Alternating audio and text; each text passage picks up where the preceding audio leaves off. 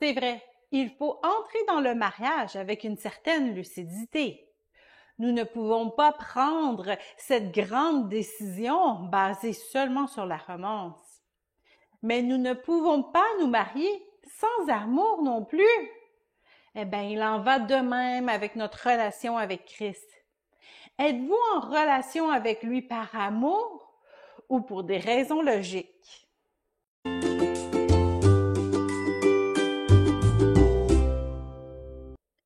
Que diriez-vous si une femme choisissait d'épouser un homme seulement parce qu'elle voulait assurer son avenir?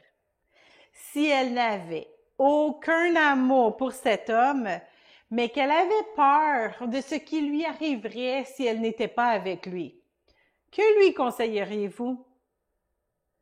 Si l'homme était profondément amoureux d'elle, mais que de son côté, la femme le considérait seulement comme un bon ami ou comme un pourvoyeur, leur diriez-vous d'aller de l'avant dans leur plan de mariage?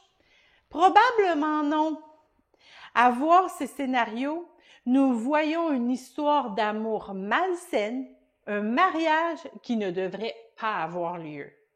Même si l'homme est riche, amoureux, fou et doux comme un agneau, si la femme ne partage pas ses sentiments ou qu'elle choisit de poursuivre sa relation seulement pour les bénéfices qu'elle en retire, il y a définitivement un problème ici. C'est un concept où les célibataires sont les mieux placés pour comprendre. Les couples mariés peuvent vivre des défis qui les rendent aveugles à l'amour romantique.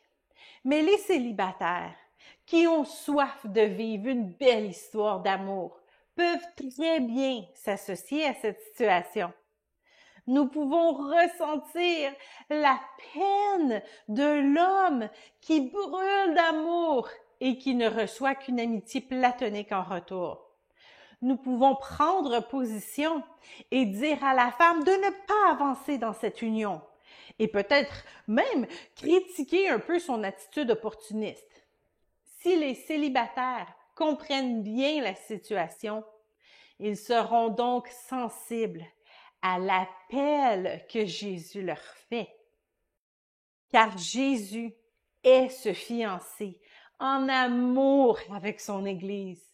Son cœur brûle d'un amour si puissant qu'il a même donné sa vie pour sauver sa bien-aimée. Le Saint-Esprit est toujours là, prêt à nous parler, à nous confier ses secrets, ses projets, sa connaissance. Tout comme un homme amoureux, il veut toujours être avec la femme qu'il aime.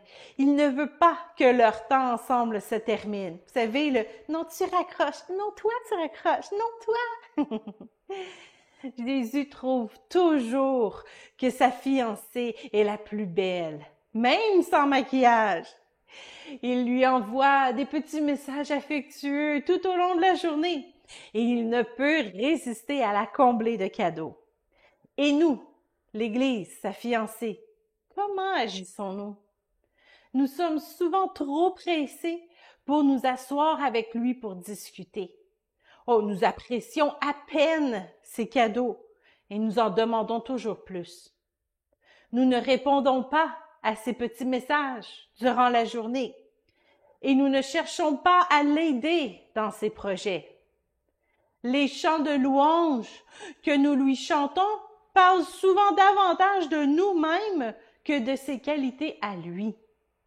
Nous sommes comme une fiancée qui se prépare à entrer dans un mariage seulement pour éviter la damnation éternelle. Pire encore, nous flirtons souvent avec le péché. Vous savez, ce bad boy qui voulait nous tuer. Et lorsque nous sommes blessés, encore nous retournons à Jésus pour qu'il pense notre cœur meurtri. Avons-nous placé Jésus dans la zone de l'amitié? Vous savez, la zone dans laquelle se retrouve le gentil garçon qui est amoureux d'une fille, mais qui, elle, le considère seulement comme un bon ami. La douleur que ce garçon ressent, mais qu'il ne peut éviter parce qu'il veut être là pour elle. Sentez-vous le cœur meurtri de Jésus par notre manque d'affection? S'il venait chercher sa fiancée aujourd'hui, est-ce que ce serait pour un mariage d'amour mutuel? Et ne pointez pas l'Église, en général. Regardez à vous-même. Si Jésus revenait me chercher aujourd'hui, est-ce qu'il me trouverait en amour avec lui par-dessus tout? Est-ce que je choisis de vivre Jésus seulement pour aller au ciel et éviter l'enfer? Ou parce que je suis éperdument amoureux de lui? Est-ce que je fuis le péché de façon radicale parce que je ne voudrais jamais blesser son cœur? Oh, je l'aime bien trop pour le blesser. Est-ce que je participe avec passion à ses projets en mettant tous mes talents à son œuvre? Parce que je suis tellement en amour avec Jésus que je veux le voir réussir en toutes choses. Ou suis-je trop occupé, séduit par le monde ou pris dans une religion aveugle? Sonde-moi, ô Dieu, et connais mon cœur. Éprouve-moi et connais mes pensées. Regarde si je suis sur une mauvaise voie et conduis-moi sur la voie de l'éternité. Psaume 139, 23-24.